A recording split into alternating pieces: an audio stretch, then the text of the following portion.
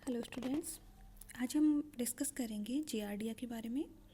Giardia एक रोगजनक जू फ्लैजिलेट प्रोटोजोअन है जिसे हम आंत्र का ग्रैंड ओल्ड मैन के नाम से भी जानते हैं। और मनुष्य में जो जियार्डिया की जाति देखने को मिलती है वह है जियार्डिया इंटेस्टाइनलिस। इसकी जो खोज है वह 1859 में लैम्बी ने की थी और जो एलेक्सिव है इन्होंने इसको डिस्क्राइब किया। सबसे पहले 1681 में ल्यूवेनहोक ने अपनी जो विष्ठा थी इसमें इसका परीक्षण किया और इसे देखा। अब हम देखते हैं जियार्डिया की क्लासिफिकेशन के बारे में। जियार्डिया संघ प्रोटोजोआ जिसमें सभी सूक्ष्मदर्शी जीवों को प्रिमिटिव जीवों को रखा गया है इससे संबंधित है। इसका उपसंघ है सार्कोमेस्टिगोफोरा, अधिवर्ग है मेस्टिगोफोरा और मेस्टिगोफोरा में हम उन जीवों को रखते हैं जिनमें कसाब उपस्थित होते हैं। और इसका समवर्ग है जू मेस्टिगोफोरा जिसमें सभी अवर्णी जो प्रोटोजोन है इनको रखा जाता है जिनके अंदर क्रोमोप्लास्ट और ल्यूकोप्लास्ट हमें देखने को नहीं मिलता। साथ ही साथ प्राणी संभोजी ये होते हैं, परजीवी के रूप में हमें देखने को मिलते हैं। ऑर्डर जो है जियार्डिया का वह है डिप्लोमोनेडिडा, वंश है जियार्डिया और जाति है इंटेस्टाइनलिस। अब हम बात करते हैं हैबिट और हैबिटेट के बारे में। तो जो जियार्डिया है यह मनुष्य की ग्रहणी में वह जेजुनम के जो ऊपरी पार्ट है इसमें रहता है। सामान्यतः यह जो परजीवी है यह परपोसी की जो इंटेस्टाइनल वॉल होती है इससे चिपका हुआ पाया जाता है। यह जो जियार्डिया इंटेस्टाइनलिस है यह सामान्य पाचन की जो प्रक्रिया होती है जो कि परपोसी के अंदर देखने को मिलती है उसमें बाधा उत्पन्न करता है और कभी कभी यह परजीवी यकृत वाहिनियों और पित्ताशय तक भी पहुंच जाता है। अब हम बात करते हैं जियार्डिया की ज्योग्राफिकल डिस्ट्रीब्यूशन के बारे में। तो यह जो प्रोटोजोअन है यह वर्ल्ड वाइड हमें देखने को मिलता है। नेक्स्ट हम बात करते हैं जियार्डिया की मॉर्फोलॉजी के बारे में।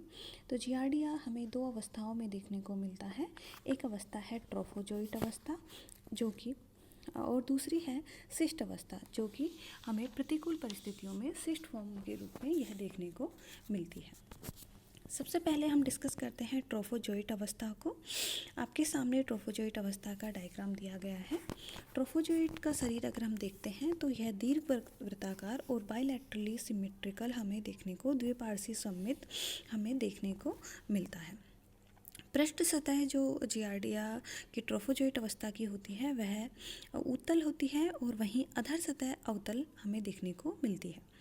आधारीय सतह की ओर से वेंट्रल साइड से जब हम ट्रोफोजोइट को देखते हैं तो इसका आकार हमें बैडमिंटन अथवा टेनिस की रैकेट के जैसा दिखाई देता है। वहीं लेटरल साइड से देखने पर यह हमें आधी कटी हुई नाशपाती जैसा दिखाई देता है। परिमाप के बारे में अगर हम बात करें तो परिमाप में जो ट्रोफोजोइट है वह 14 माइक्रोन तक लंबा और 7 माइक्रोन तक चौड़ा होता है।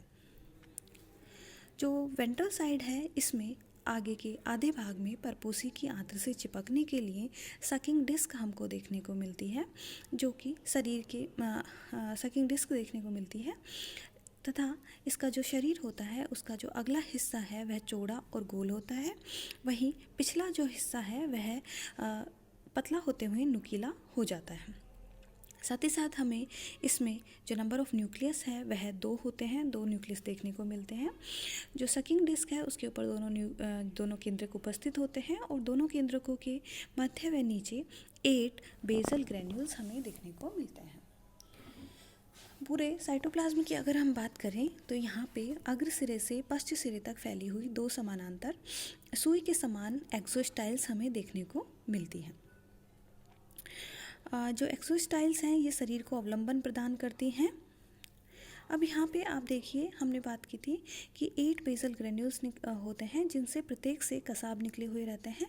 तो इस प्रकार हमें टोटल 8 कसाब देखने को जो फ्लैजिला है वह नंबर में 8 होते हैं। यहाँ पे डायग्राम के अंदर आपको ये फ्लैजिला आप देख सकते हैं। Antero lateral flagella, posterior lateral flagella, ventral flagella और कोडल फ्लैजिला। ये जो चारों फ्लैजिला हैं ये पेयर में प्रेजेंट होते हैं। तो टोटल नंबर ऑफ फ्लैजिला 8 हमें ट्रोफोजोइट स्टेज में देखने को मिलते हैं। जो केंद्रक है वह तंतुकों के द्वारा अक्षदंड से एक्सोस्टाइल से जुड़ा हुआ रहता है। चूषण डिस्क के पश्च भाग में एक हमें गहरी अभिरंजित पैराबेसल बॉडी देखने को मिलती है। डायग्राम के अंदर आप केंद्रक के पीछे साइड में एक्सोस्टाइल के पास में आप पैराबेसल बॉडी को देख सकते हैं। अब हम डिस्कस करते हैं जियार्डिया की जो सेकंड जो स्टेज है उसको। यह है सिस्ट या पुटी, हम इसको कहते हैं। जो सिस्ट है यह हमें प्रतिकूल परिस्थितियों में देखने को मिलती है। परपोसी की आंत्र में अम्लीय वातावरण बन जाने के कारण हमें जो ट्रोफोजोइट अवस्था है इसमें पुटी भवन होता है तथा जो ट्रोफोजोइट है वह एक पुटी की फॉर्म में, सिस्ट की फॉर्म में चेंज हो जाता है। पूर्ण विकसित सिस्ट की अगर हम बात करें तो यह शेप में हमें अंडाकार देखने को मिलता है। परिमाप के बारे में अगर हम बात करें तो 12 माइक्रोन लंबा और 7 माइक्रोन चौड़ा यह होता है। जो सिस्ट की जो वॉल होती है इसके भीतर हमें एक्सोस्टाइल विभाजन रेखा के रूप में विकर्णता स्थित देखने को मिलता है। नंबर ऑफ न्यूक्लियस के बारे में अगर हम बात करें तो 4 न्यूक्लियस हमें सिस्ट फॉर्म में देखने को मिलते हैं, जो कि एक ही छोर पर या दोनों विपरीत ध्रुवों पर स्थित होते हैं। जो साइटोप्लाज्म है उसके अंदर फ्लैजिला और सकिंग डिस्क हमें अवशेष के रूप में देखने को मिलती है। अब हम बात करते हैं जियार्डिया की लाइफ साइकिल, जीवन चक्र के बारे में। तो जैसा कि हम जानते हैं जियार्डिया इंटेस्टाइनलिस मनुष्य के ग्रहणी में हमें देखने को मिलता है। ग्रहणी जो ड्यूडेनम और जेजुनम पार्ट के ऊपरी भाग में हमें देखने को मिलता है। इसका जो लाइफ साइकिल है वह एक ही परपोसी के अंदर पूर्ण हो जाता है। यहाँ पे क्या होता है कि जब होस्ट में जो मनुष्य है इसके इंटेस्टाइनलिस में एपिथेलियम वॉल पे ट्रोफोजोइट जो स्टेज होती है वह देखने को मिलती है। इस ट्रोफोजोइट स्टेज में बाइनरी फ्यूजन होता है, अनुदैर्घ्य द्वितीय खंडन देखने को मिलता है। इस प्रकार के जनन के पश्चात में जो ट्रोफोजोइट है वह अपने नंबर में इंक्रीज करता है, संख्या में वृद्धि करता है। और जब ड्यूडेनम में अम्लीय कंडीशन, जब अम्लीय वातावरण बन जाता है, इस परिस्थिति में, इन प्रतिकूल परिस्थितियों में जो ट्रोफोजोइट है उसके अंदर पुटी भवन, सिस्ट फॉर्मेशन हमें देखने को मिलता है, जिससे एक सिस्ट का फॉर्म होता है। अब इसके बाद में क्या होता है कि जो ट्रोफोजोइट है वह एंसिस्टमैन पुटी भवन के दौरान करता क्या है कि अपने चारों ओर एक मोटी व प्रतिरोधी सिस्ट भित्ति का श्रावण करता है तथा भित्ति के अंदर प्रत्येक केंद्रक जो होता है वह समसूत्र विभाजन द्वारा 2 में विभाजित हो जाता है। इस प्रकार 4 केंद्रकों सहित एक पुटी संक्रमणकारी अवस्था में होती है। पुटियाँ जो सिस्ट है वह परपोसी के फेसिस के साथ में शरीर से बाहर निकाल दी जाती है। अब नए परपोसी में सिस्ट का पारगमन या हम कहें इन्फेक्शन कैसे होता है, तो ये हम देखते हैं जब मनुष्य द्वारा ऐसा भोजन या जल जो कि दूषित हो, जिसमें ऑलरेडी सिस्ट प्रेजेंट हो जियार्डिया के, जब इस तरह के भोजन या जल के संक्रमण में आता है तो जियार्डिया की संक्रमणकारी पुटिया से युक्त विष्टा से संदूषित जो जल होता है, इसके थ्रू क्या होता है, जो सिस्ट है वह होस्ट की आंत्र में पहुंच जाता है और आंत्र में पहुंचने के 30 मिनट के भीतर जो प्रत्येक जो सिस्ट है इससे कोशिका द्रव्य के डिवीजन के साथ में 2 ट्रोफोजोइट बाहर निकल आते हैं। आंत्र में ये जो ट्रोफोजोइट हैं ये बार बार अनुदैर्घ्य द्विविखंडन की प्रक्रिया के द्वारा जनन करते हैं और पर्याप्त संख्या में अपना नंबर इंक्रीज कर लेते हैं और जो ग्रहणी है, ड्यूडेनम है, इसमें एक कॉलोनी की फॉर्म में आ जाते हैं।